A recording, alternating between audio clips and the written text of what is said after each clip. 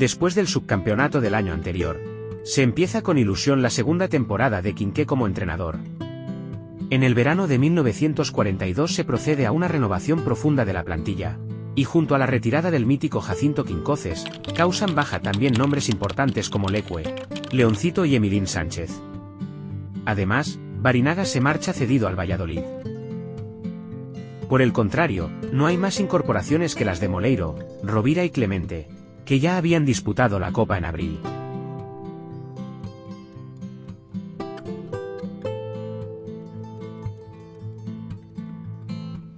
Con estos mimbres, la temporada en Liga va a ser desastrosa, a pesar de comenzar con un espléndido 3-0 al Barcelona y 3 victorias en las 3 primeras jornadas de Liga.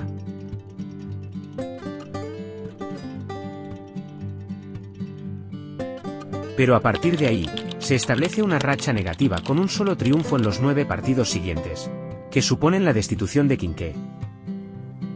Con Pablo Hernández coronado como entrenador provisional se cae también ante el Valencia en Chamartín por 0-1. El nuevo técnico es Ramón Encinas, uno de los entrenadores de más prestigio de su tiempo, que ha sido ya entrenador de la selección, campeón de Copa con el Sevilla, y de Liga y Copa con el Valencia. Moncho Encinas debuta en las Corts, en un espectacular 5-5 ante el Barcelona, con un polémico arbitraje de Fombona, muy protestado por el público catalán.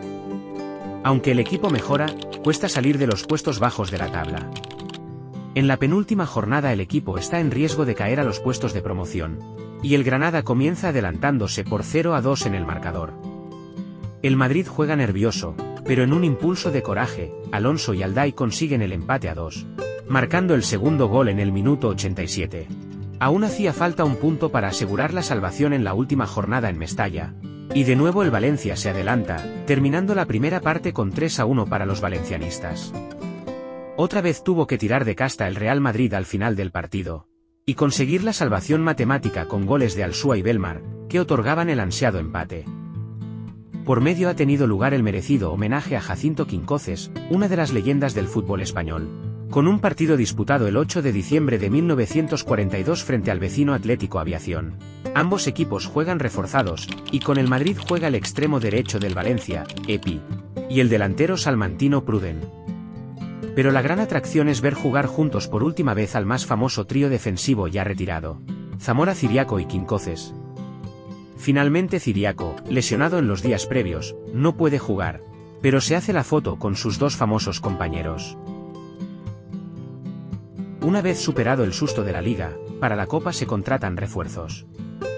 Ya han debutado en las últimas jornadas ligueras el defensa donostiarra Querejeta y el extremo Cuca, y en abril lo harán los defensas Macía y Corona y se repesca a Barinaga. Pero el fichaje más importante es el de Pruden, revelación de la temporada 1940-41, en la que fue campeón de Liga con el Atlético Aviación y máximo goleador del torneo. Sin embargo, no llegó a un acuerdo con los colchoneros y volvió al Salamanca, de donde ahora llegaba al Real Madrid.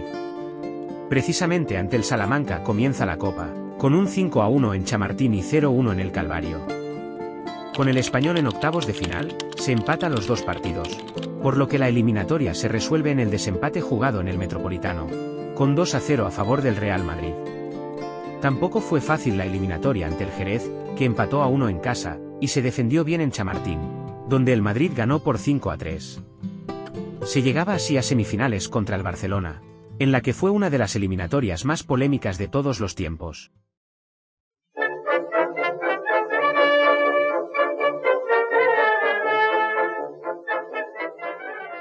El partido de ida se juega el 6 de junio en las Corts, y nuevamente arbitrado por Fombona, que parece querer resarcirse de su mal arbitraje en Liga, favoreciendo esta vez al Barcelona. Pero la designación del mismo árbitro ya había soliviantado a la afición barcelonesa, y el ambiente para recibir al Madrid es más hostil de lo habitual.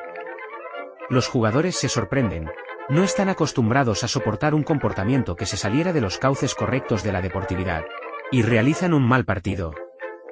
Los azulgranas ganan por 3-0 y dejan encarrilada la eliminatoria.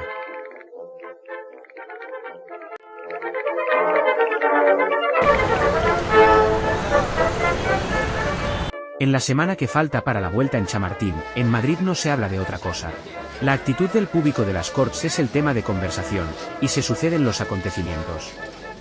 El exjugador del Madrid Eduardo Teus, ahora periodista en el diario Ya, redacta su crónica del día 8 invocando a la afición madridista. La idea corre por la ciudad como la pólvora, y se venden silbatos a los aficionados que van a acudir al campo. Mientras, la federación daba oficialidad al asunto, multando al Barcelona con 2.500 pesetas por la actitud de su público, y la intensa coacción y hostilidad contra el árbitro y el equipo visitante. El Barcelona emite un comunicado conciliador.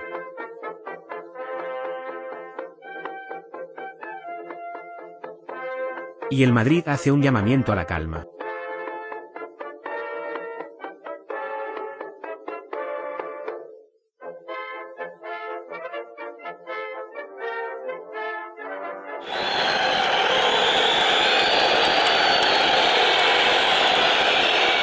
Pero todo es inútil y la llama ya está prendida.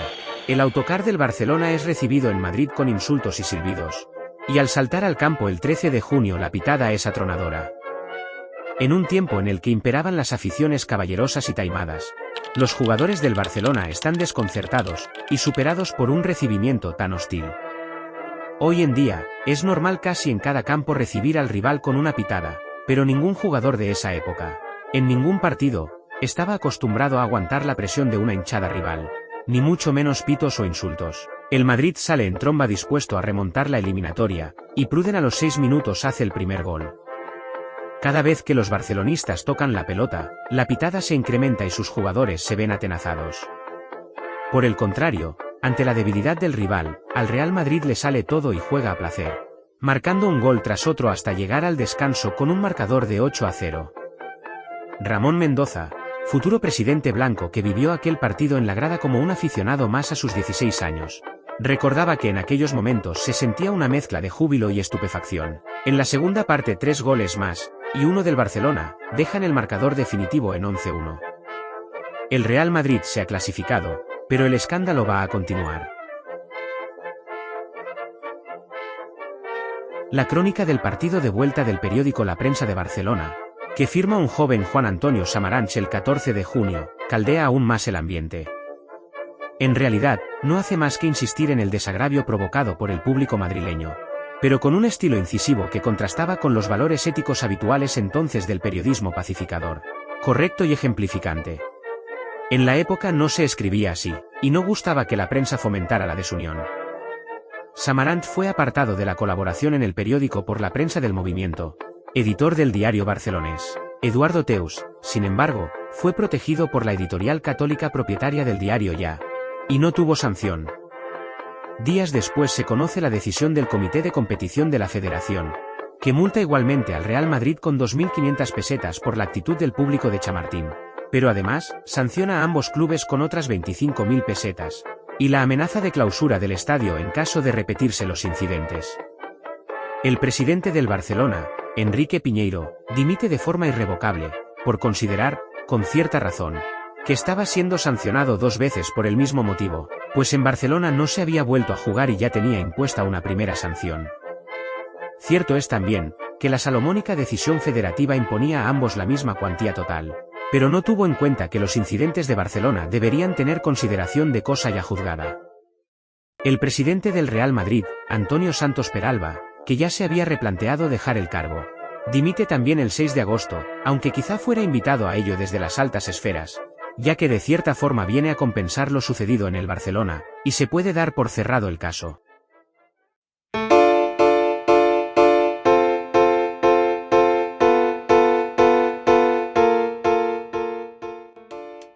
Circula entre ciertos sectores de aficionados del Barcelona, y así se ha publicado varias veces, que una autoridad indeterminada entró en el vestuario del Club de Fútbol Barcelona, antes del famoso partido de semifinales, invitándoles a que se dejaran ganar, bajo amenazas. Esta leyenda no tiene mayor fundamento, y no surge sino muchos años después. En primer lugar, no se sabe quién pudo ser ese alguien, pues según unas versiones era el jefe superior de policía, en otras un comisario, un representante de la Federación, e incluso se ha llegado a citar al director general de seguridad. En ninguno de los casos, se cita fuente fiable que lo acredite. Sin embargo, varios jugadores del Barcelona presentes en aquel vestuario lo desmienten. El entrenador Juan José Nogués, en declaraciones a Marca después del partido lo contaba así. Evidentemente no hace ninguna mención a situaciones anómalas, pero aun cuando no pudiera hacerlas, tampoco estaba obligado a dar tantas explicaciones puramente futbolísticas de lo que le pasó a su equipo. José Escolà, delantero del Barcelona aquel día, en una entrevista publicada en AS el 24 de diciembre de 1995, en plena democracia y libre para expresarse declaró: "El Real Madrid nos ganó bien. No hay excusas, nosotros jugamos de forma catastrófica". Igualmente César Rodríguez, también jugador en aquel partido, lo negó en los 90, según cita Alfredo Relaño en su libro Nacidos para Incordiarse. César sí jugó el partido y me explicó que el ambiente se los comió, que se arrugaron inexplicablemente, que no se dejaron ganar, pero que se vieron atónitos, paralizados.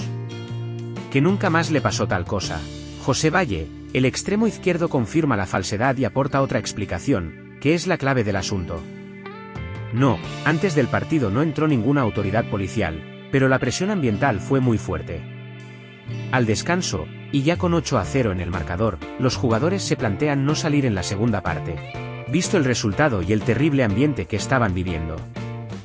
No queríamos jugar la segunda parte porque veíamos que aquello era imposible.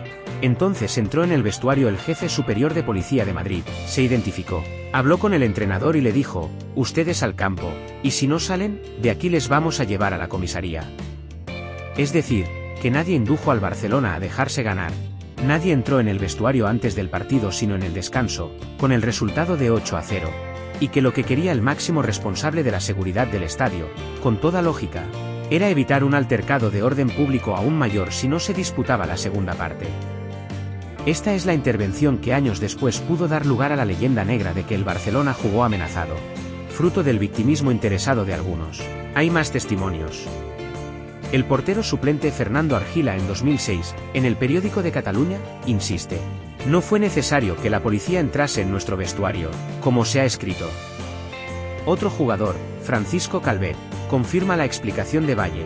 En el descanso del partido el resultado era ya de 8-0 y los jugadores del Barça hablaron con el entrenador, Pepe Nogués, para comunicarle su decisión de no volver al campo. Calvet explica: "Fue un clamor, nadie quería seguir jugando.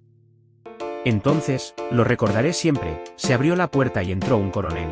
Yo estaba sentado en un rincón del vestuario. Nos preguntó si era cierto lo que le habían dicho. Nos amenazó y nos dijo: o salen al campo o de aquí van directamente a la cárcel, todos detenidos. Solo les dicen que salgan a jugar el segundo tiempo, nada de dejarse ganar". La calumnia no tiene por tanto ningún fundamento sólido.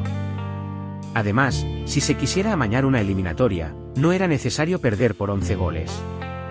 El propio Samaranch, y las demás crónicas del partido, dejan claro que los jugadores del Barcelona jugaron sobrepasados por el ambiente. El árbitro anuló 3 goles más al Real Madrid, y no pitó ningún penalti. Aunque ahora esta goleada suene escandalosa, tampoco se suele tener en cuenta que los resultados abultados no eran tan extraños. El Barcelona había perdido 12-1 en San Mamés el 8 de febrero de 1931, 8-2 contra el Madrid el 3 de febrero de 1935 en Liga, y más recientemente, también perdió 11-1 contra el Sevilla en la primera jornada de Liga, el 29 de septiembre de 1940.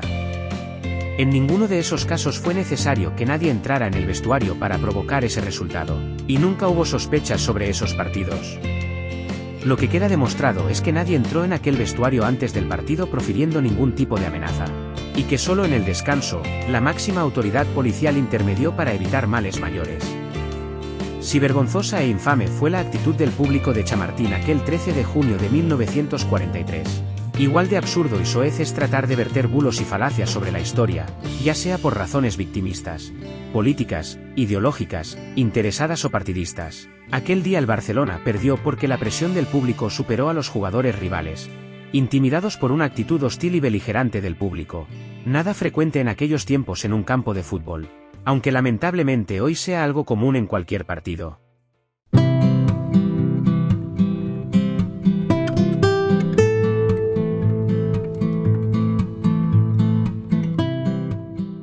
Aún queda por disputarse la final entre Real Madrid y Atlético de Bilbao, el 20 de junio. en el Estadio Metropolitano, que ha sido reinaugurado el 21 de febrero. Aquel año de 1943, nace el primer noticiario español, de exhibición obligatoria en los cines.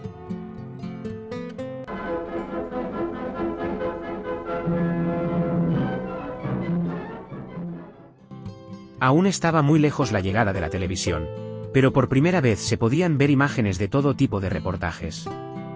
Un noticiario documental, que se bautizó con el nombre de Nodo. Esta es la primera final de Copa de España que fue filmada, aunque la emisión de los resúmenes de partidos llegaba con 1 o 2 semanas de retraso. En las horas previas al partido, va a surgir una nueva polémica, pues sin haber llovido en Madrid en los días anteriores, el terreno de juego se encuentra completamente encharcado. Según algunos testimonios, alguien ordenó la noche anterior dejar abierto el riego de forma premeditada. El Madrid pidió una investigación de los hechos, pero el caso se cerró sin consecuencias. Lógicamente, el estado embarrado del césped favorece a los bilbaínos, que dominan la primera mitad mientras los blancos tratan de adaptarse al terreno. En la segunda parte, el Madrid se crece, y el Atlético nota el cansancio, pero ni unos ni otros consiguen hacer gol. Tuvo que ser en la prórroga cuando llegara el único gol del partido. El extremo izquierdo Gainza cambia hacia la derecha, donde aparece Elices, que chuta al palo. El rechace lo recoge Telmo Zarra, y marca el tanto de la victoria, aunque el operador del Nodo no captó el remate.